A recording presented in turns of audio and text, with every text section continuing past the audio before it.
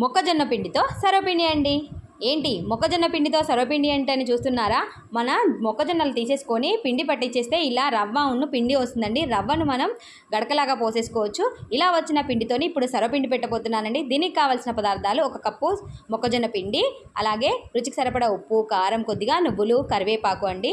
ఇప్పుడు ఒక బౌల్ తీసుకొని అందులోకి పిండి వేసేసుకొని తర్వాత కొద్దిగా ఒత్తుగా నువ్వులు వేసి రుచికి సరిపడా ఉప్పు, కారం, సన్నగా కట్ చేసి పెట్టేసుకున్న కరివేపాకు వేసి పిండిని కలుపుకోవాలండి. కొద్దిగా వాటర్ వేస్తూ ముద్దలాగా కలుపుకోవాలి. ఇలా కలిపిన మిశ్రమాన్ని 3 ముద్దల్లాగా సపరేట్ చేసేసుకొని కొద్దిగా పిండిని తీసేసుకొని మనం ఎప్పటికీ పెట్టే సర్వపిండి గిన్నె తీసేసుకొని దాని కింద ఆయిల్ అప్లై చేసేసుకొని ఇలా సర్వపిండిని గిన్నె చుట్టూ ఒత్తుకోవాలండి. తర్వాత దానిపై నుంచి ఆయిల్ వేసేసి ఇలా చుట్టూ తిప్పుకొని స్టవ్ సిమ్లో పెట్టేసుకొని ఒక 2 మినిట్స్ మూత పెట్టి ఉడికించి తర్వాత చుట్టూ కాల్చుకున్నామంటే టర్న్ చేస్తే టేస్టీ మొక్కజొన్న సర్వపిండి రెడీ. Thanks for watching.